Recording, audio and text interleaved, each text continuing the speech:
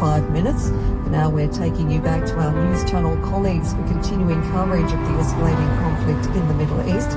Melissa McKay is on air at the moment, and she's been speaking with Stefan Dujarric, the spokesperson for the Secretary-General of the United Nations, Antonio Guterres. Lack of unity that we're seeing. The UN, in terms of the staff, the humanitarian staff, the peacekeepers, we're continuing to do our work. We have colleagues in Gaza, we have colleagues in Sudan, in Ukraine, who are putting their lives on the line every day in an effort to protect people, to ensure they have... Don, thank you so much for your time. What is no doubt a very busy day for you. One of the big questions over the past almost 24 hours has been around the legality of these strikes. Israel has described them as preemptive. What do you make of that? Look, this is an argument that Iran and that Israel, and it needs to be said the United States, has sought to advance on a number of occasions. Perhaps most historically significant, of course, was the United States seeking to mount that argument in terms of its preemptive military action against Iraq in 2003, of which, of course, Australia joined, but Australia sought to justify that military intervention based upon UN Security Council resolutions. It needs to be made very clear. The notion of preemptive self-defence is very controversial in international law, is not well established in international law, and it needs to be acknowledged that there are only two countries who really significantly seek to advance that doctrine, and that's the United States and Israel, and to my knowledge is not a doctrine that certainly Australia supports. What's the US Congress's role here as well, Don? Would a declaration of war or an act of like this not usually be something that has to go through Congress first? Yes, and that's an important limitation and constraint on the US president. And here we need to make a distinction between the way in which the United States can militarily conduct itself on a very short-term or temporary basis, but launching these significant military strikes, the president is very much constrained by congressional oversight and approval, and we've seen that pushback from congressional leaders in the last 24 hours. So to that end, we could possibly see a real tussle emerge between these two important branches of US government, the executive branch in President Trump and Congress. Of course, we know that there are going to be divided views within Congress, but one of the critical questions will ultimately be how long will this military operation by the United States go for? We know that in June, when the United States commenced in concert with Israel some of these attacks against the Iranians, that was a relatively short-term conflict. If this is going to be much longer term, I think we can certainly expect some very significant pushback from Congress. European leaders are meeting at the moment or over the next couple of days. Australia has supported both the US and Israel's actions over the last 24 hours. Just explain to us what the international community's role is here. Is there much that places like Australia are likely to do here? And what is the responsibility of other nations? Well, at one level, of course, the biggest responsibility for the international community is through the United Nations Security Council, and we know that this has been in meetings, but the ability of the Security Council to really act decisively on these matters is really constrained because of the United States veto. So outside of the Security Council, it really rests with other important forums and other groups of states, of which the European Union is clearly a critical group of key states in this particular area in terms of expressing its support or disapproval.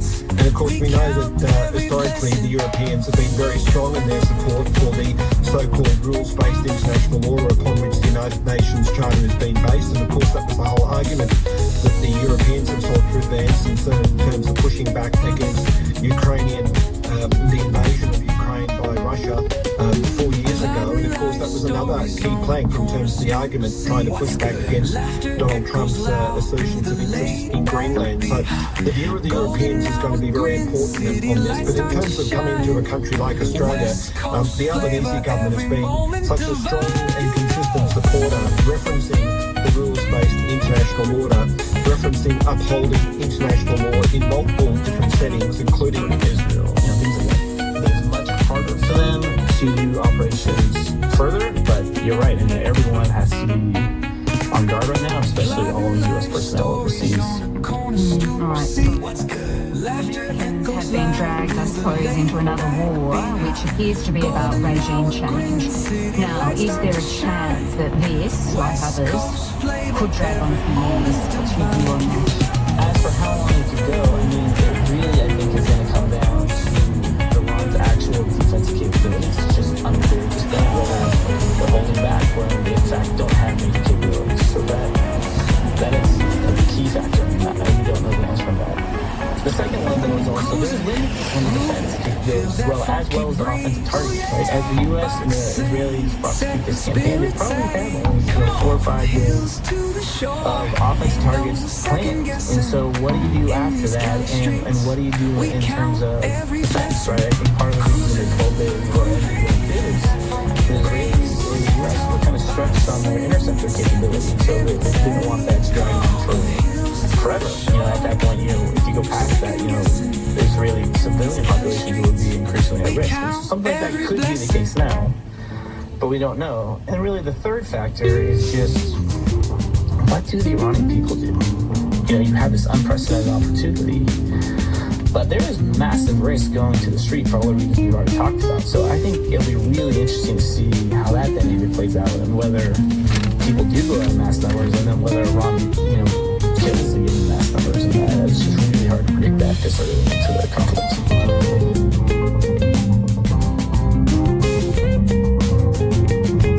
Nate Swanson is the Senior Fellow and Director of the Iran Strategy Project at the Atlantic Council. He also worked with the US government on matters relating to Iran for 18 years. This episode was produced by Sydney P. Audio production by Sam Dunn. Our supervising producer is David Hill. Thanks for listening. ABC News Radio was drawn over the past 4 Several changes have been made. ABC News Radio was very untrue and also unfold. ABC News Radio. Thanks for being with us here on ABC News Radio. I'm Mandy Pressland with Eastern Daylight Time at 6 o'clock. In South Australia, it's 5:30. Queensland, it's 5 o'clock. The Northern Territory, 4:30. In the rest of the country, it's now 3 o'clock. Stay with News Radio for the latest from the Middle East conflict. We'll take you back to Joe O'Brien and our News Channel colleagues for continuing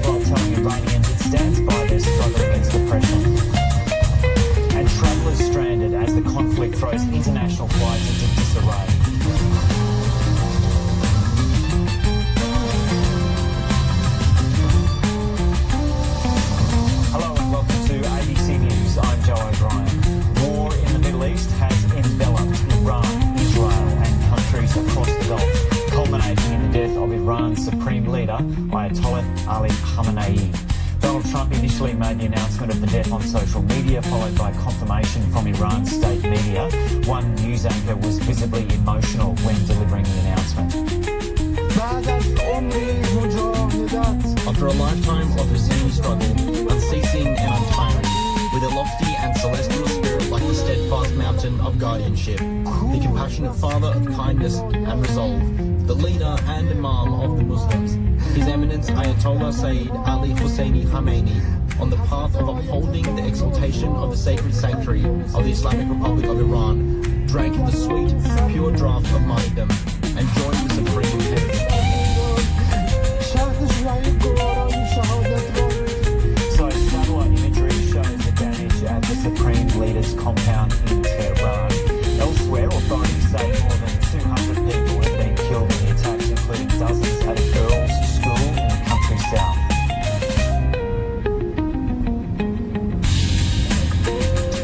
Tehran has unleashed missiles and drones on several of its neighbours, targeting a US Navy base in Bahrain. It also fired projectiles at 4 countries that host US military bases and has hit residential areas in Gulf countries. These include Al Udeid Air Base in Qatar, Al Dhafra Air Base in the United Arab Emirates, and US 5th Fleet headquarters in Bahrain, and Ali Al Salam Air Base in Kuwait. Dubai International Airport has sustained damage with 4 people reportedly injured. The UAE has suspended all flights until further notice, and airlines have halted their Middle East operations. Sirens are continuing to blare throughout Israel as the country's missile defence system is put to the test. Local officials say one woman has died of her injuries after a strike in Tel Aviv. And posting to social media, US President Donald Trump issued a harsh warning to Iran, saying Iran just stated that they're going to hit very hard today, harder than they've ever hit before. They better not do that, because if they do, we'll hit them with a force that's never been seen before. So Iran's supreme leader ruled over the country for more than 35 years, cracking down on liberal values and promoting religious conservatism. He strengthened the country's military and built a network of proxy groups in the region to counter the influence of the US and Israel.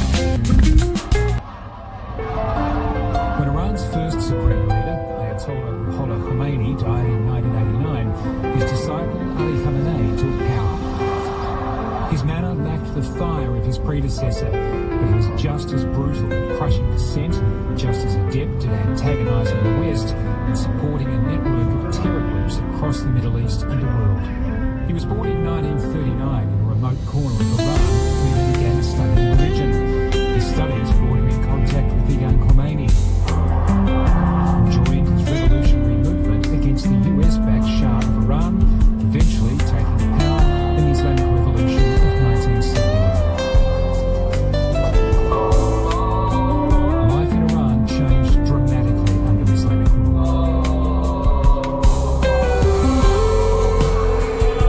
Women forced to wear a veil, mixed gender gatherings banned. Iran became a sworn enemy of the United States. The Great Satan and Israel believed the same.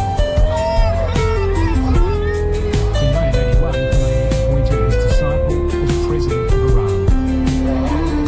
His swearing in, his right arm was in a sling, paralysed in an assassination attempt at a prayer service. Khamenei survived, and in his inaugural address vowed to defend Iran against demons, liberalism, and American influence in the Queens. When the Ayatollah died in 1989, he was appointed the country's new supreme leader. Khamenei set about building up the missile arsenal, protecting power through Iran's proxies, known as the Axis of Resistance, Hezbollah in Lebanon, and Hamas in Gaza, the group behind the October 7 attack on Israel. His regime was not popular in Iran. It crushed any sign of dissent, from violent crackdowns on the streets to torture in its notorious prisons. But for death in custody of Mahsa Amini was arrested by the Moroccan police for wearing a headscarf too loosely. Thousands of protesters were arrested and hundreds killed. Khamenei blamed the death on Iran's enemies. He also oversaw Iran's nuclear program, long suspected of being used to build a nuclear weapon, which led to a brief war with Israel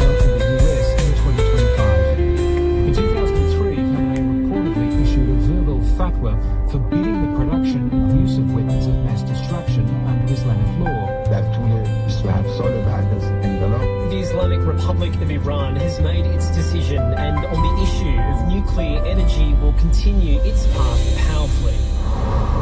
But Israel especially was never convinced.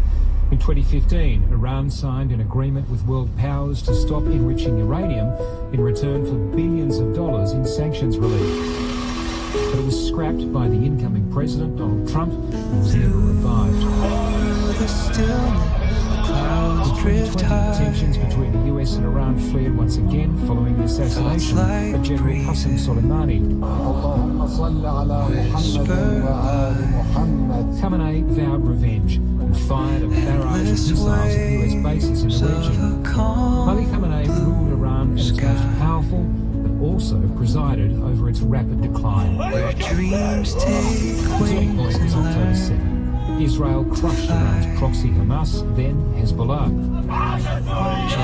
Then its ally Bashar al-Assad fled Syria, leaving Iran isolated and weakened.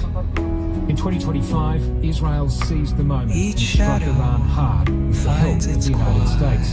It was a humbling defeat for the regime and its leader, who remained in hiding throughout the brief war. Ever since, there's been mounting evidence that the regime was at its weakest.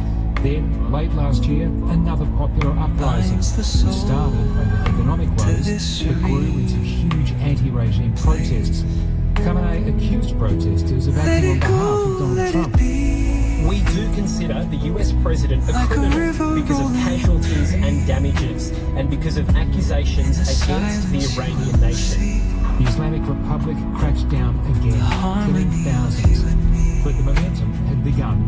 Donald Trump saying to Iran's civilians that help was on its way, now asserting that the Ayatollah has been killed, saying it's justice for the people of Iran. Ben Knight reporting there, and we'll be speaking to our Middle East correspondent shortly. He's in Tel Aviv, where there's been fresh sirens blaring, warning residents of more potential strikes. So we'll check in with Matthew Doran as soon as we can get him. In Melbourne, members of the Iranian community have gathered on the steps of Parliament House to celebrate the death of the Supreme Leader. Reporter Leanne Wong is there. Leanne, hi, quite a crowd behind you there. What's the headline? Our hearts euphoric. I'm on the steps of Victoria Parliament, as you mentioned. You can see hundreds, if not thousands, of Iranian Australians have gathered. And the atmosphere, it's a real party atmosphere. The music is pumping, people are dancing and singing in the street. Others are throwing volleys into the crowd, and the crowd itself just continues to build. For a bit of context, this is a rally that's happening in Melbourne every single week in recent months. It's really picked up in this past year in line with the crackdown from Iranian authorities on protesters. This is by far the most energetic and passionate I've ever seen this crowd. I've spoken to several Iranian Australians today, and they told me that frankly they thought they would never see this day happen. They thought they'd never see Iran Ayatollah, a man that they say has let it go, let it be. This is some of them have told me today. Like a river rolling. And it's right now. I woke up this morning when it was confirmed, and I called all of my friends and all of my family here and told them this was the best news, and couldn't wish for something better than this day. This is an important day for the people who come here every week because we are here for the voice, as a voice for the Iranian people who gave their lives, the young men and women who gave their lives, the brothers and the sisters who came in the streets with nothing in their hands, bare hands, and they got gunned down. We are here to be their voice. We were here to be their voice, and we're here not only celebrating, but also at the same time, remembering those young men and women and saying that this is for you, and we appreciate what you did for us.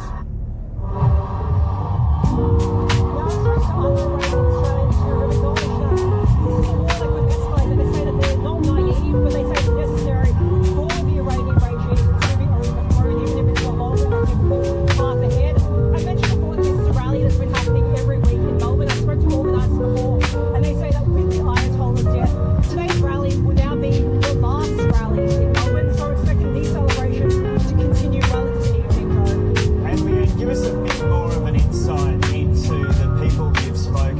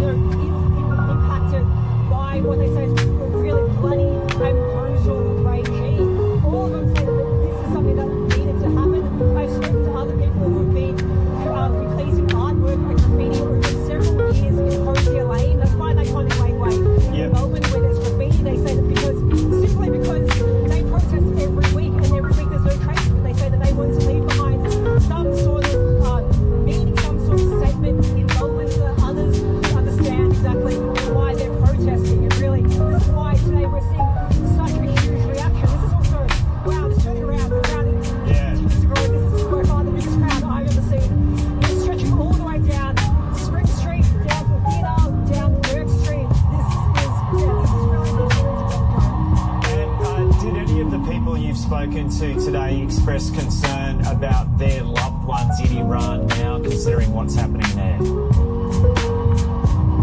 Yeah, absolutely. Some really quite shocking and quite traumatic pictures are coming out of Iran right now. I've asked several people about whether or not they are worried about their loved ones, and they'll often say that, frankly, they are really worried about their loved ones. But some of them have also said that they think that this is just something that's necessary, and something that needs to happen in order to see the regime be on the throne. They say that they are really keeping a close eye to everything that is happening in Iran. They are really keeping close contact.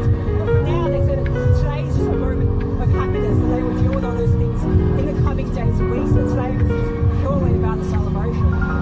Okay, Leanne Wong reporting there from Melbourne. Yeah, and as you say, a huge crowd there, and obviously spirits very high, and we'll probably cross back to it a little later.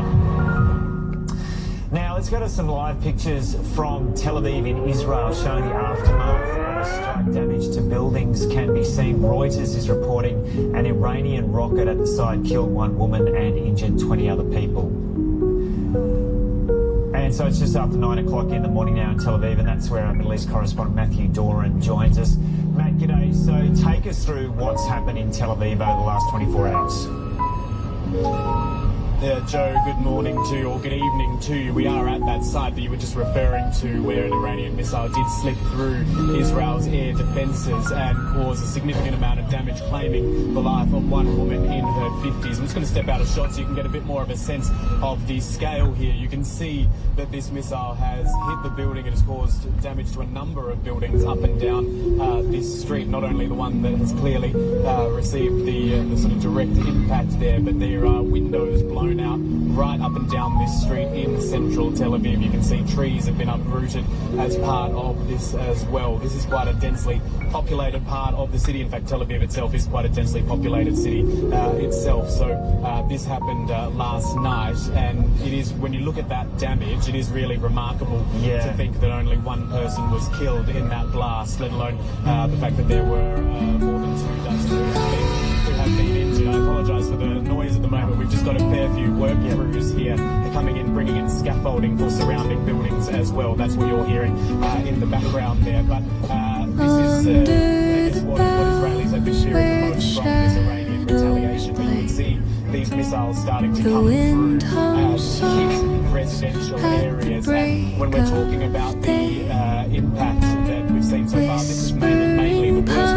But Israelis do have a memory of what happened back in June last year during the 12-day Israel-Iraq war, when there were missile barrages after missile barrages coming through, and there was significant damage to residential areas right across this country. So even in the last couple of moments while we've been arriving here at this site, we did receive a warning, an advance warning, saying that another missile barrage was coming in. We sought shelter in a nearby block of flats along with a number of other people. This is a fairly common phenomenon, and that's not only people who are living in those buildings, but effectively the lobbies of these apartment blocks are thrown open for members of the public who just happen to be in that location at the time to also seek shelter and ride out that situation until they are given the all clear from the authorities, which has come through in the last couple of minutes as well. And so, Matt, we've heard a fair bit about that strike in Tel Aviv over the last 12 hours or so. Are you aware of any other damage in Israel? Did any other missiles make it through? We do know that very early on in this there was a missile which hit a building, a house up in the north of Israel, and a man was injured there. We have also seen reports of some debris clearly falling after those missiles had been shot out of the sky by Israel's air defense systems. But in terms of broader damage, it doesn't appear so at this moment. But we do need to remind our viewers that there are very strict censorship rules in place in Israel about what reporters, what journalists, media on the ground can and cannot report, and that extends to things such as military compounds, if any of those have been hit. Now, I'm not saying that we are being stopped from reporting on that at this stage, because we actually do not have that information right as we go to air, but that may be another indication of why there isn't a whole lot of information at this point as to other damage across the country. But stressing, we're not being held back from reporting anything on that at the moment.